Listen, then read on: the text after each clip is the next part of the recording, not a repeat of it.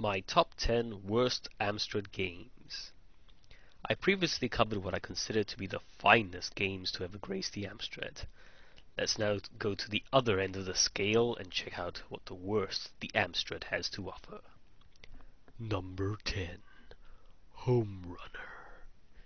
Gee, I wonder how they came up with the name for this game. Maybe it's got something to do with the fact that you must run from the bottom of the screen to the top area marked Home.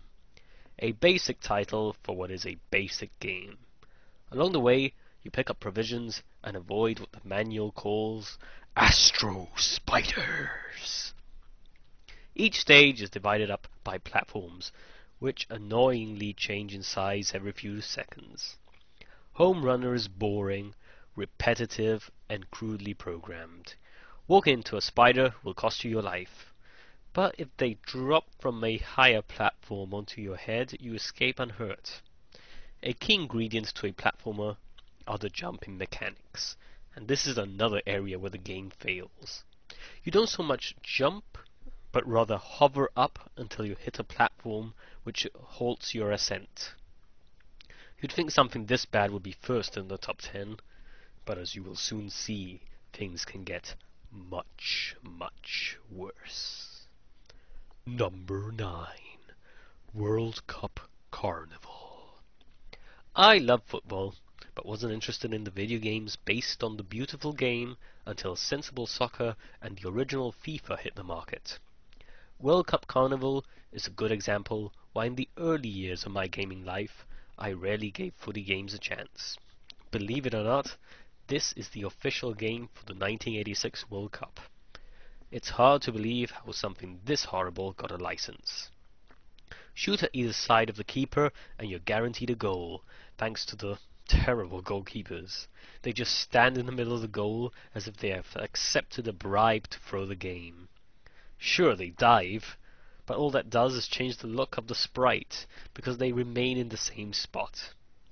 I'm not being harsh because this game is so simple. I mean, I've played a soccer game on the Atari where you control 3 blocks which are meant to be players, and I still managed to find that entertaining, unlike this pile of crap. If football fans are forced to play this game for fun during the 80s, it's no wonder many of them turned into hooligans. Number 8. Crazy Golf. Anyone who plays all 18 holes of this game has probably lost their marbles. Perhaps that's why they named this trash Crazy Golf. Most people will probably be hitting the off switch before they even complete the first course. Select the ball direction with right and left, how much power you want to put into your swing with up and down, and then strike the ball with fire. In case you're wondering, the ball is that small thin line. Come to think of it, everything you see on the screen is made up of lines. There are virtually no graphics to speak of.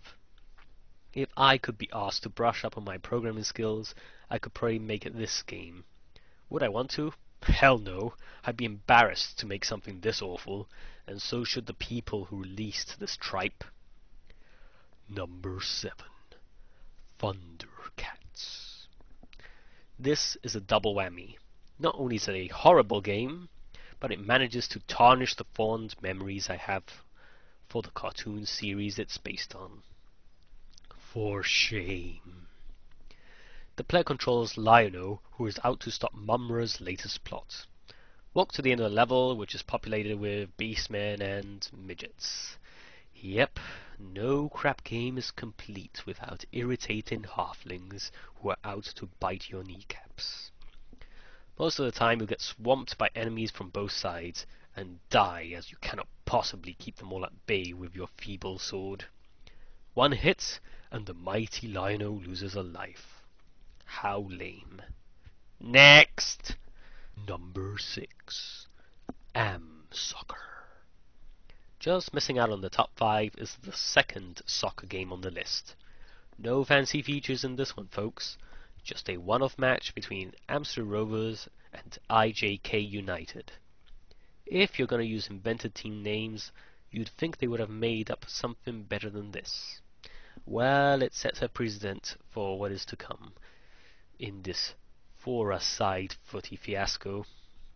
One of the worst parts of the game is how the pitch is divided into 3 sections. Transferring from the penalty area to the halfway line involves slow scrolling, which breaks up the action. You're also only allowed to control 1 outfield player per section of the pitch, and if you try to run further upfield, you'll be blocked by an invisible wall. Ugh. The keepers cover most of the goal, which makes it hard to score, and the ball zooms about unrealistically. At times it feels like you're playing a game of Pong, with the slow, chubby players chasing the sphere in vain. Cheesy as it may sound, I give this game the red card.